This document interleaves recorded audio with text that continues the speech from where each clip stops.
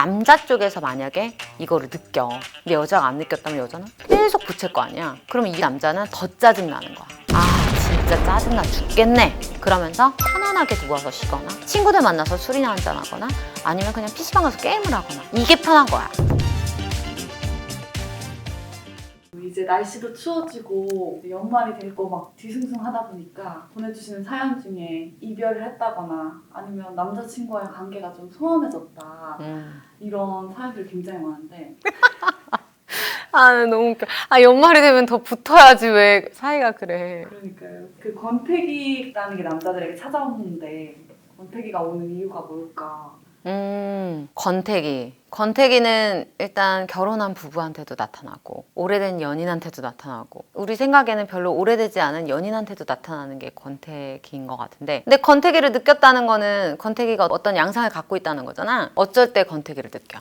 연락을 좀 안 한다든지 만나는 걸 피하려고 할 때. 연락이 안 되고 만남 횟수가 줄어드는 거. 만났는데도 몸이 건조할 때.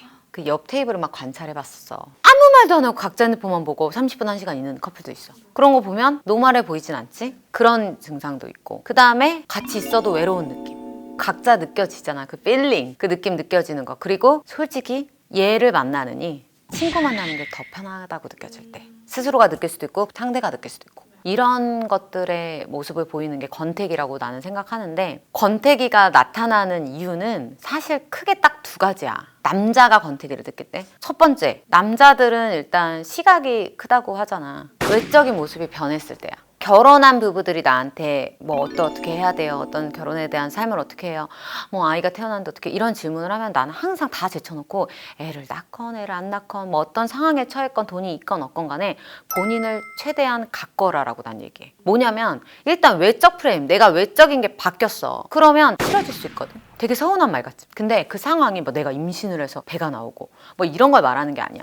여자가 계속 루즈해지고 예를 들면 나랑 처음 만날 때 막 향기 뿜뿜하면서 막 머리 휘날리면서 엄청 스타일리시하게 나왔던 여친이 나랑 1년, 2년 데이트하고 요즘 같은 코로나 시대면 같이 방에서 많이 만나기도 하고 어디 촉한 공간 쪽에서 만나는데 루즈해지고 매일 꾸안꾸 스타일. 꾸안꾸가 좋다고 하는데 꾸안꾸 스타일은 잘못하면 약간 거지 같은 스타일이 될 수가 있거든.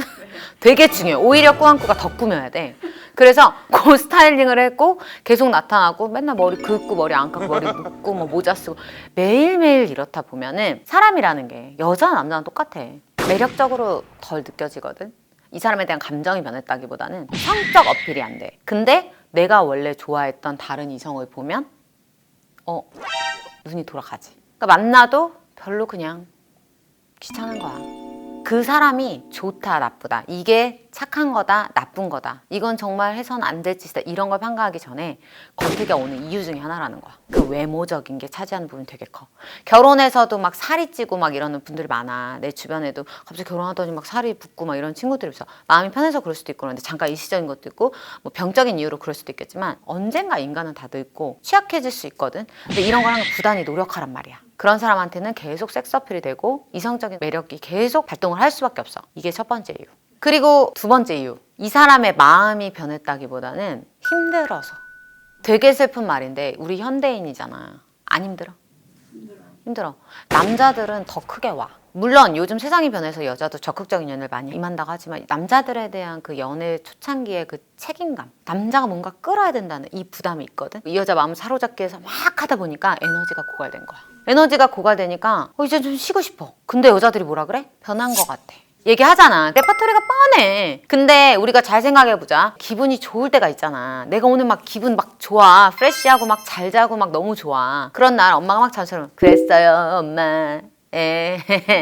이러면서 할 수 있지. 아 알았어 잘 먹을게 엄마 잘 챙겨 먹을게 할 수 있는데 오늘 진짜 디프레스 됐고 잠도 못 잤고 너무 우중충하고 짜증나 힘들어 죽겠는데 엄마 잔소리하면 그걸로 어떻게 돼? 정말 그렇게까지 싸울 일이 아니야. 피떡대게 싸운단 말이야. 여자친구와의 관계 똑같아. 오죽하겠어. 내가 에너지가 고갈돼 있어. 왜냐면 회사에 치고 이 여자한테 에너지 쏟고 막 구걸하다시피 하고 하는데 여자친구가 크게 잘못하지 않는 어떤 예민한 부분에 하나가 딱 꽂히면 짜증나. 귀찮아. 지친다.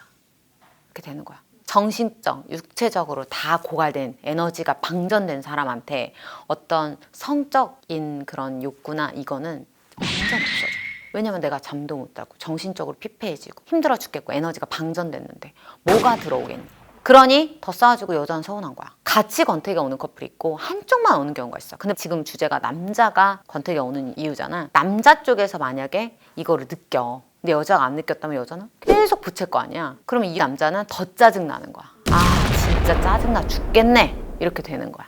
그러면서 이 여자랑 이거 시시콜콜 얘기하느니 차라리 내가 쬐끔이라도 나는 시간에 편안하게 누워서 쉬거나 친구들 만나서 술이나 한잔 하거나 아니면 그냥 PC방 가서 게임을 하거나 이게 편한 거야. 그래서 이 감정이 계속 가는 거고 그래서 권태기가 오는 거야. 이거는 비단 마음이 식었다, 마음이 변했다가 아니라 이 사람한테 쉼이 필요한 거야. 이해했지? 그래서 변화도 필요하고 너무 일상 부단한 똑같은 패턴에서 계속 지지지 하면은 어떤 누구도 질려. 하지만 이거의 장점은 뭐야? 편안함과 안정이야. 편안함과 안정인데 내가 에너지가 고갈돼 있으면 어떤 이슈도 예민하게 받아들일 수밖에 없어. 그게 권태기가 오는 이유다 이거야. 그러면 마음이 식은 거는 극복하기가 어렵지만 권태기는 극복할 수 있다. 그렇지. 권태기는 완전히 극복할 수 있고 권태기는 둘이 동시에 왔을 때 이별하기가 쉽지만 권태기에 대한 그 패턴이 있어. 권태기는 아까 뭐라 했어? 외적인 모습의 문제거나 아니면 내가 지침이 있을 때 이 타이밍 때문에 그럴 수 있기 때문에 극복 가능하지.